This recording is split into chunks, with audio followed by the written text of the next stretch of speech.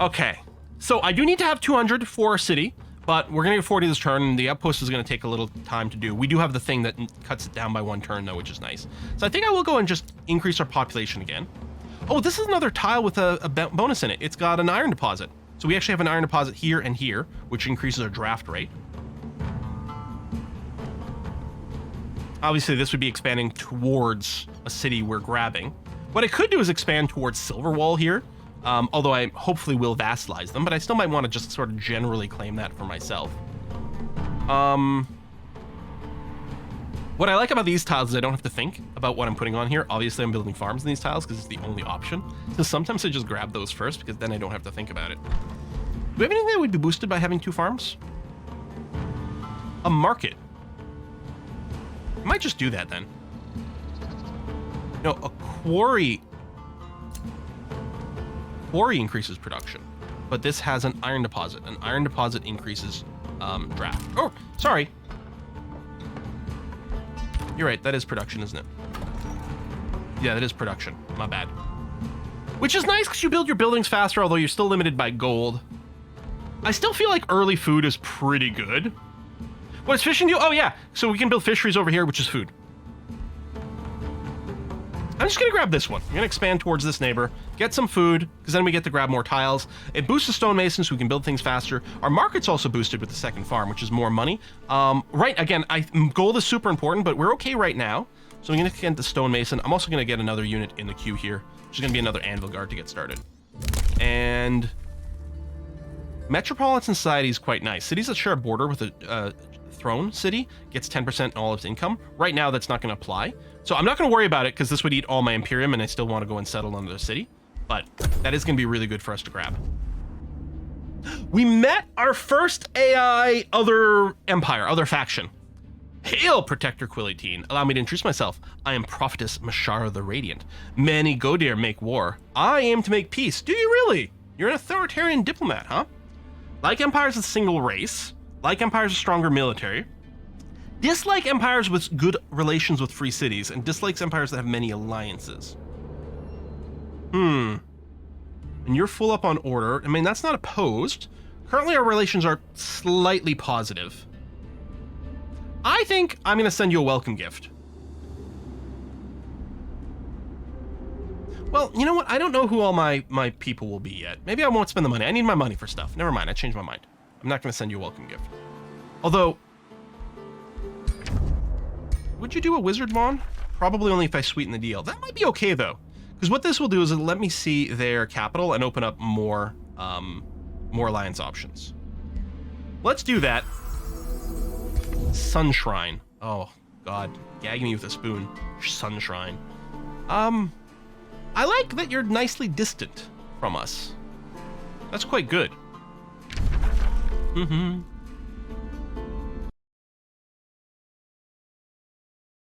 Just wanted to point out that you're our age of wonder. Oh, thank you. When you zoom out, you get this cool map too, with like makes it very easy to like see a bunch of things at a glance.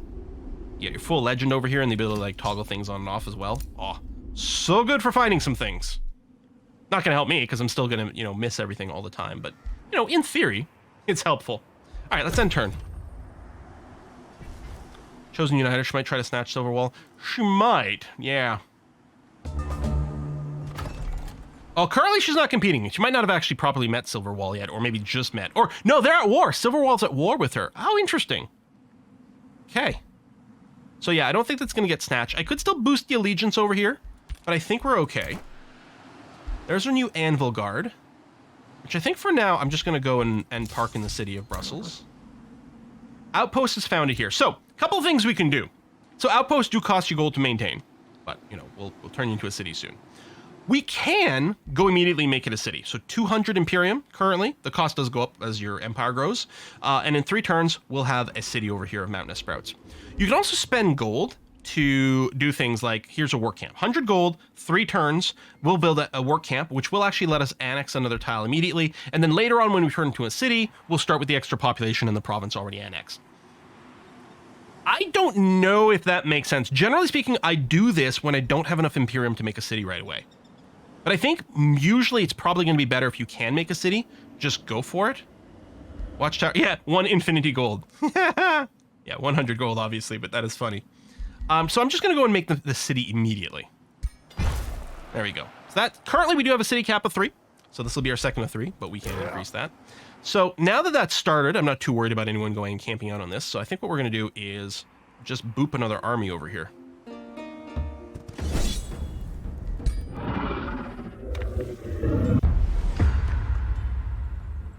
Work camps don't count against the city limit, though. Okay, what time is it? Oh my god. All right. We have to accelerate things. So we're gonna go to fast animation here. I'm still gonna consider manually casting some rock blasts. Yeah, probably on the more vulnerable people, which is you.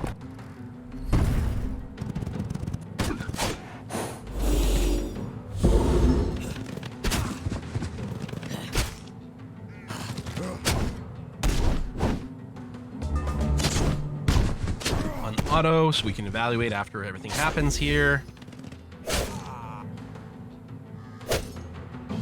Nope, that's looking pretty good. Not too worried about heals. Yeah. This one here is the least defended right now. We'll just go for raw damage output. All right, go ahead, guys. I have faith in you. Yeah, we got to speed things up. So yeah, we're gonna continue to make heavy use of automation. And we're going to accelerate the animation speed here.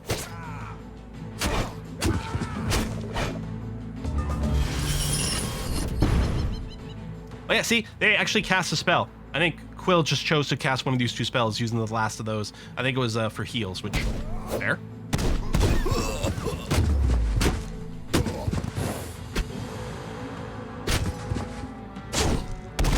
Yeah, this is Age of Wonders 4, pre-stream.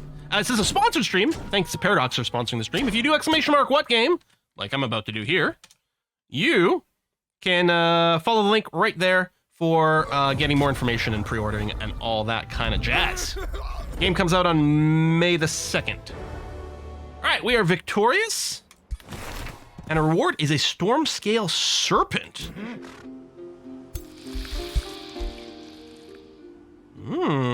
So you are classed as an animal, spider unit, land movement, elusive, you don't care about zone of control, low maintenance, statically charged, statistically charged. When a unit's hit by a melee attack, the attacker suffers 4 lightning damage. Kind of low in defense, also vulnerable to frost, and quite resistant to shock, which makes sense. All right. We demand you rename the serpent to Snake. I don't know if I can rename regular units. I don't think so. But I'm very happy to have it. In fact, I could go and start the attack here, but these guys could probably use a rest. So let's move you into friendly territory and just have you chill.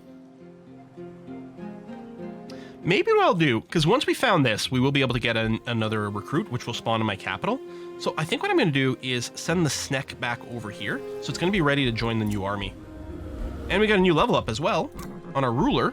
So I'm going to keep going down just general warfare over here.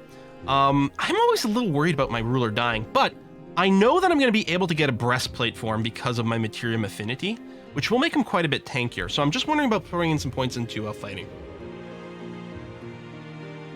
Things can't hit you if they're already dead, right?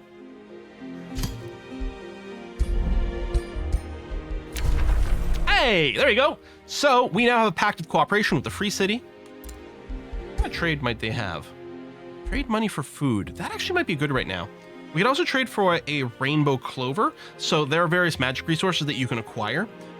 If we did this, so this is they all have duration. So we'd spend 10 gold per turn for a rainbow clover, which would give us more relations to city-states, which actually would bring this up to 600, which is apparently the next breakpoint according to chat. But I kind of like the idea of trading money for food for a little while. Again, just get some early growth. That seems like a good idea.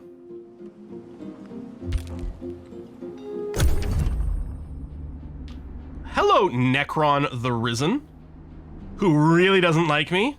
Partially probably because they have the astral affinity, which is opposed by me. Yeah, I don't think we're ever going to be friendly with this guy.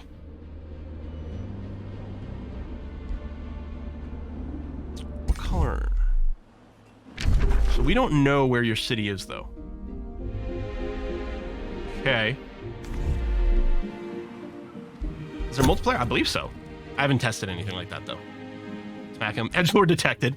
It's Skeletor! Okay, so every province that's within a certain range of someone gets a claim automatically. So this province here has a claim by me. Also has a distant claim from Mashara, as well as a claim by Silverwall. So if you go and build a city or expand a city to annex a province, this can lead to grievances. So we have some slight grievances here with Mashara the Radiant. Now what we can do is we could always settle these if we wanted. We could sell them off and get some money, could forgive them and get a relationship boost. Or we could use this as a justification for war, because if you declare an unjustified war, it's considered not very nice. But if you declare a justified war, and especially a very justified war, it can really ramp up your cities and be seen as very legitimate by everyone else in the game, which is really cool. So yeah, technically we have a minor war justification against them because they've expanded into territory we sort of claim to be ours. I don't know. We could just use a gold injection early on. I think I kind of like that idea, actually. You know what? Let's sell this grievance. Get 100 gold. That's a lot of money right now. All wars are justified when I do it. Alright, you're here. I mean, you're probably fine without another round of healing. This should be a pretty easy fight. Let's do it. We might have to manually pull back the one injured shield guy. Although he is going to get, like, the some heals landed on him. Alright, full auto. Let's go.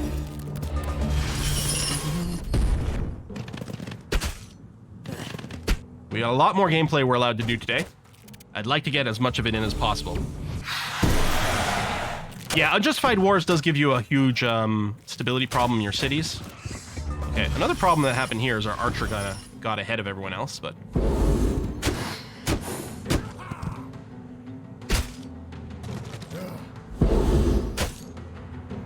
Hey, you're gonna be fine. Let me just turn off the auto here in case I want to make some manual decisions.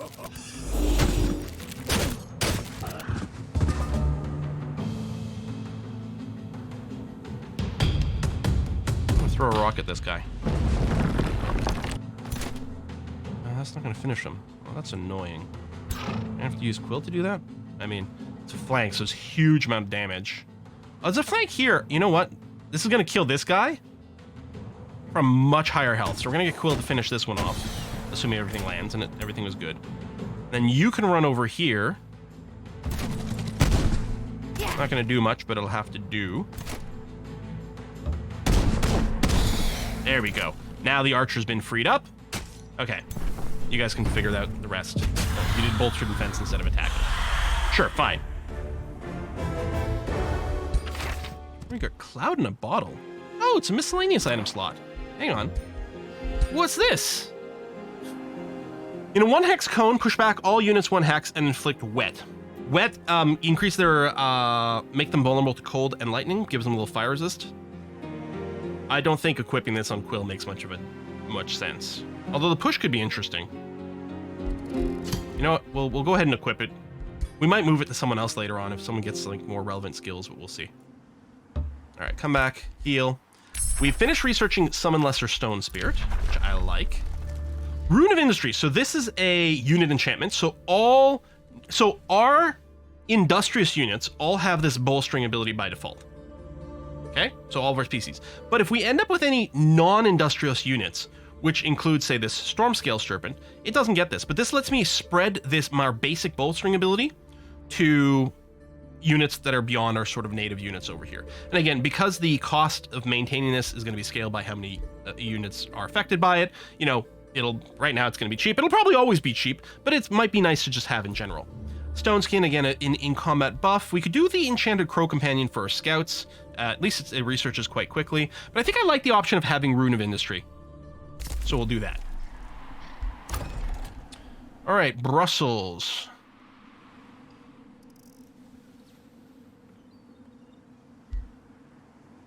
I mean, they're going to have a claim over here, but I don't know how much I care about that.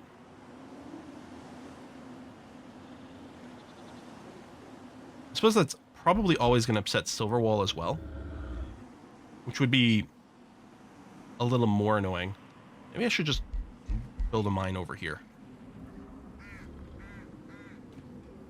Yeah, all right. Build here. When you click, it will give you a pop-up to let you know that people have claims on it, so you can change your mind. Our town hall is now boosted because we have 5 populations, so it's a little cheaper to do. Flat out gold income, more annexation range, and it leads to, well, it unlocks special province improvements, but it also unlocks some other tiers of building, which is quite good. You can also still build a cheap market here, which also leads to the mint for more gold income.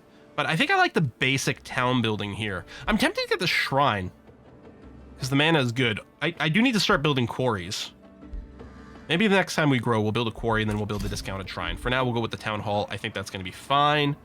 Which does lead to building the tavern for more stability boost, where right now we're stable, which is fine. But if we can get the stability to 40 or higher, we get the orderly, which will give us an income bonus. Tavern is plus 20, so that wouldn't be enough because it would just bring us to 30. But it's something to consider.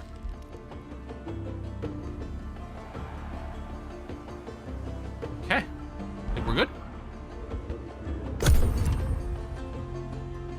Expand second city, get the adjacent bonus. Well, the second city would also expand itself, right? Over here. High stakes. During diplomatic negotiations, Guildmistress Sandra Dent of Silverwall invites you to a game of high-stakes Wizards and Kings. Can I roll a crit? Very soon it becomes clear the Guildmistress from Silverwall is not up to the intricacies of the game and to be played by Gaudier. What should have been a pleasant way to exchange favors slowly turns into a diplomatic disaster as Sandra grows more and more frustrated with every move you make. You could easily beat Guildmistress Sandra Dent, but perhaps there are more important things at stake than winning this small victory. So we could claim the stake, get money, lose some allegiance.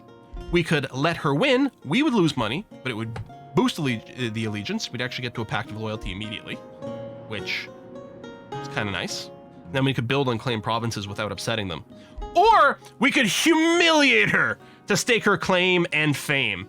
It would be evil action. She'd lose a bunch of allegiance, but we'd get a bunch of gold and Imperium.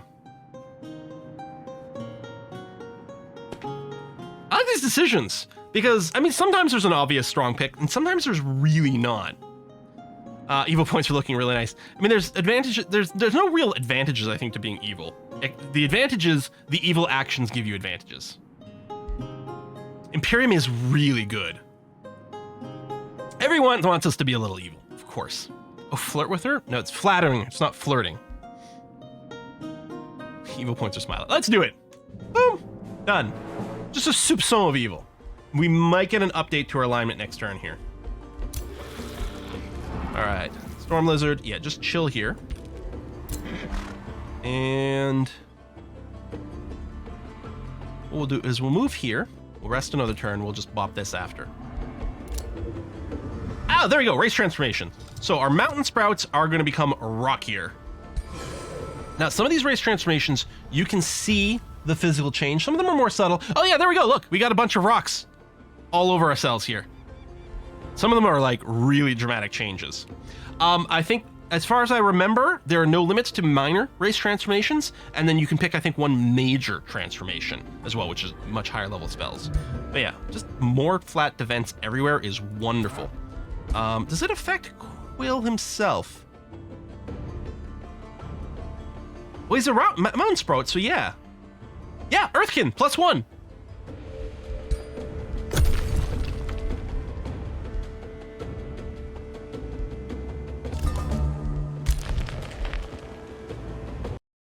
Tapping out a sec. Good. Good.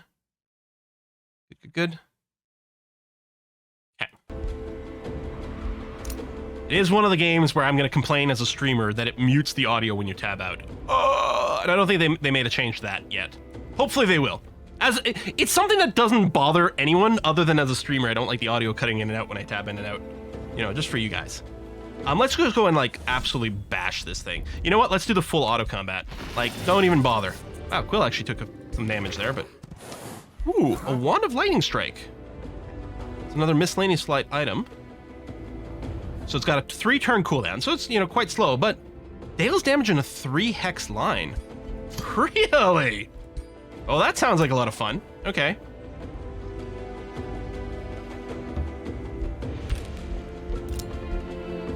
more units. Town hall. Let's grab this. Oh shit! This guy did steal that mine, which upsets me greatly. Again, we're gonna vassalize these guys, so maybe I shouldn't be upset because I'm gonna get some of that income later. But I'd rather have it myself. I think I talked about finally building a quarry just so that we could get a shrine discounted. But part of me is anxious to like push out our borders a little more greedily. So I think I'm just gonna build a forester here instead.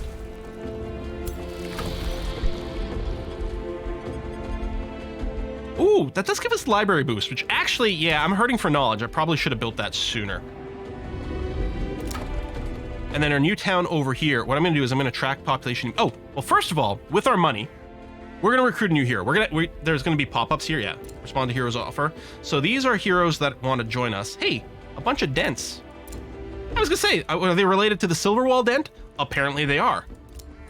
So then we got unaffiliated ones. So these would come in at level 1. These two would both come in at level 3, which is nice. Rundent has got Rooted Healer. Healer, so it generates 20 hit points and the unit enters defense mode once per battle. That's quite cool. What's lucky? This unit would have a crit chance. Tell you what, I talked about like spreading things out. We've got Quill already, who's like, actually, we can also check their items. Pony, got the Fire Orb. No, maybe we'll get Grunt here, or Grun, and we'll build her as a caster, just to, you know, mix things up, and then they'll care about different items. So yeah, we'll do that. You're starting with Healing Sap and Restore. That's quite cool. And you are Mountain Sprout, so you get the Earthkin trait immediately, which is excellent. All right, let's recruit her. And our new town of Quenfjorn is up and running. All right, so yeah, I think I'm going to track population.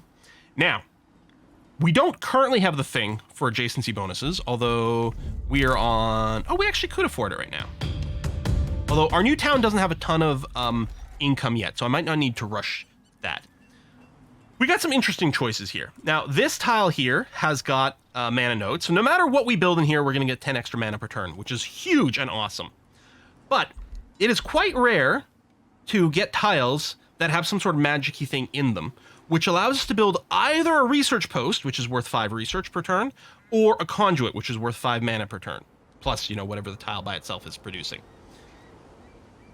These are also required to unlock certain buildings. Certain buildings can only be built when you have, like, I think there's one that can only be built if you have 2 research posts, for example, and there's some for the same for conduits. Early on, the research posts are very tempting to me because more research equals more tech, which is really good. Yes, we can rename cities. And later on, I feel like I'm always hurting for more mana. And so in that case, I'm sort of wishing for conduits. Although I guess we could change. We could change what a province is. If we click on a province, you can swap it to something else. And you can actually swap provinces between cities as well. So I guess right now, the no-brainer might be, in fact, to build a research post. We are going to get mana from this regardless, because it's got the mana stone here. What does this one give us? Oh, Arcanium, which gives us production and mana, and cheaper unit production. Why is it not as bold? Maybe because if we already have Arcanium, it doesn't stack. Is there any chance we already have Arcanium? No, we don't. So I think the thing to do is to build a research post here, which now gives us Arcanium right here. There you go. Oh, was that a one-time thing? No. Oh. No. I don't think so. Or is it? Oh, shit. Oh, it is. No, when annexed. No, and they all say that. The gold mine is when annexed. So this is now annexed, so we should be getting the extra per turn. And yes, I just talked about the border improvement. Right now, this secondary city, Quenfjord, doesn't produce very much. So I'm not worried about rushing this immediately, because it's not going to give us that much, and I might want the Imperium for something else. So I'm just going to sit on it for a sec. In fact, it might be worthwhile instead to spend this to increase our population.